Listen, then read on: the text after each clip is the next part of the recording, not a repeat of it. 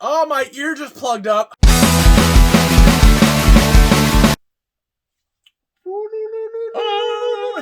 Oh, that felt weird. Welcome to Stoopid Movies, where we watch them so you don't have to. That is right, and this week you don't have to watch Spare Parts. 2020, not rated. No. 91 minutes long. Directed by Andrew Thomas Hunt. And this starred Julian Richings. Michelle Argius. Argyros? So we're in a punk rock band, which is True. We Played music, got kicked out of a bar, ran off the road by a creepy drunk guy, and forced into celebrity deathmatch. What happened when we put the part of the spare on the spare part? I just told you the whole plot. I like celebrity deathmatch. Me too. Yeah, so what do we like about this movie? I like the music. Dude, straight up, right off the top, man. It fucking starts out with a punk song. It continues with punk music through the whole thing. This was a great fucking soundtrack. I like the music. Yeah, the music was great. Holy crap. It just kind of good. Yeah, it's just like, yeah, all right, let's go. I like the band's name. Miss 45. That's also a movie. I want to say it was an Argento movie.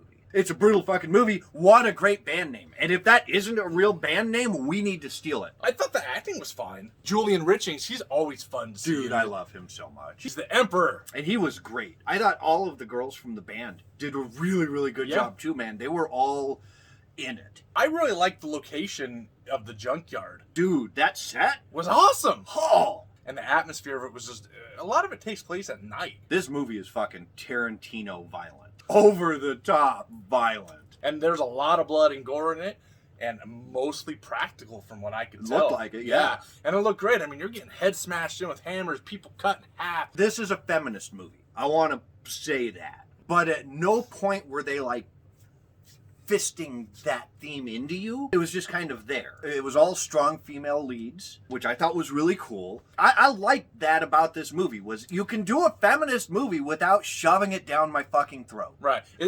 You don't have to be the adult bird feeding the baby bird. That's right. Yeah.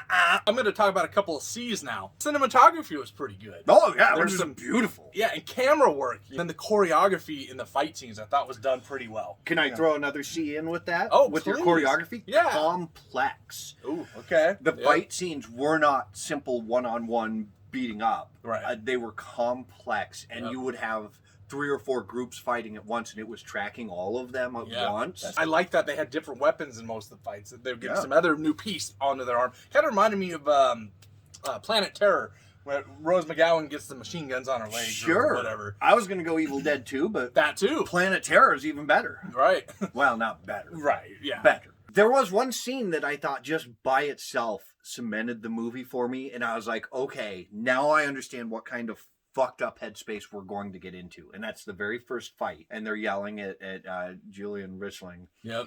And they're like, oh, you're not going to make a pregnant woman fight. You're not going to make a pregnant woman fight. And he's like, what kind of sick people do you think we are? We wouldn't do that. And then he brings out a jar with a fucking fetus in it. And he's like, she's not pregnant. Don't worry about it. And I was like, oh, okay.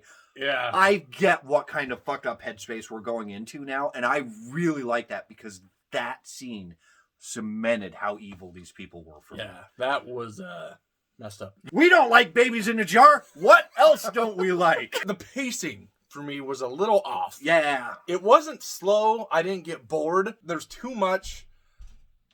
Yes, there was too much. I could just leave it at that. Yeah, but there's too much in between fights. Yeah. That I didn't really care about all this. The fights were too good. I just wanted to see more of that. Fuck the story. I didn't like it at all. There were some things that I thought were kind of cool, interesting concepts, but I didn't understand the ground must be watered with blood. The gods. People fighting. It's like they were trying to take a little bit out of like Children of the Corn. Yeah. And a little bit out of Cabin in the Woods. Those movies worked with it because they had a very strong, focused narrative on those things. Right. And on this one, it just felt like a throwaway, we got to have something. And it's like, well, your reason really could just be that it's this group of fucked up people who want to see people fight to the death. There doesn't have to be this deeper motivation. I liked the story at the beginning.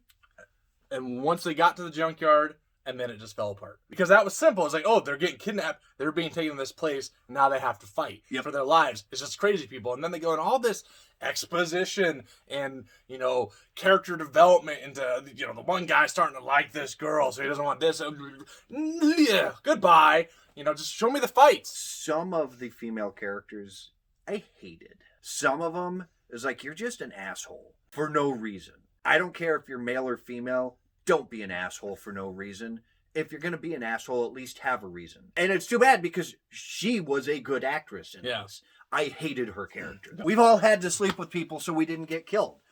That's a human experience. Your time's coming. Oh, God. Let me go get my knife. Oh, my. Oh, my. I just realized what that means. I hated the ending. Really? When she took over the bullshit? Yeah. I didn't like that. I'm like, why are you all of a sudden taking over this stuff? What is this you're taking over? It was predictable and obvious. Oh, okay, I'll agree with you there. And I thought one of two things. It was either all a dream, or she's taking over the damn place. Yep. And both I wouldn't have liked. I liked the ending, but I didn't feel it was earned. I didn't see enough in her journey to tell me that that is where she would have ended up. Anything else you didn't like? No. Okay. I'm good. Cool. Well, I wish there was more music.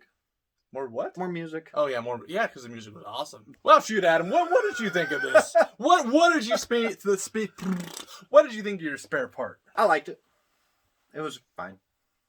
I don't know. I'm not really excited about this movie. I wouldn't say don't watch it. Right. It was enjoyable for what it was. The punk band portion of the story drew me in. Them getting kidnapped drew me in. I was in it. I hate saying this. I was in it up until Julian Richling. He did a great job, so I don't want to make it sound bad. He was very, very good in this. But his character, I didn't get the motivation. I didn't get the whole cult thing that went with it. I didn't get any of that. It was fine. Watch it. Whatever. Don't watch it. I don't give a shit. Do whatever the fuck you want. You're an adult. Unless you're not an adult. In which case, did you miss this show isn't made for kids. So get the fuck off and go do your homework, kids. Adios. 4 out of 8. Yeah, I'm with you. I'm the exact same thought of the story. This, I would say, is the epitome of a one-time watch. It was fine enough for what it is. It kind of sounded like we really amped it up in the likes because there was a lot I liked about it. But as a whole, it was just kind of meh. Very average, very mediocre. Didn't love it, did not hate it. So I'm going 4 out of 8 as well. Hey, yeah, We're look at finally that. together on a movie again. It's been a while. It has been a while, hasn't it? Have you seen Spare Parts? If you have, let us know. Are you a fan or not? Like, subscribe, and tell your friends if you haven't. Just do it, or I will put a spare part on you. And I'm going to tell you what spare part it would be or where it's going. So there. So if you don't go over to Facebook.com, follow us on there, /StoopidMovies. Instagram @StoopidMovies, @Dr. Sketchturn, and @The Horror Punk. You can also email us at StoopidMovies@Outlook.com. Support any horror. Yeah, before we go, send Rob an email of your spare penis. No, please or don't. Or if you only have one, send him that. And then say, if I had a second penis, here's what. There we go. Take a picture of your penis, but not just like zoomed in. Get a good, get the hips, some of the stomach, down almost to the knees. Get that whole crotchal region. And then with like a crayon or something, or a Sharpie or something, draw in there.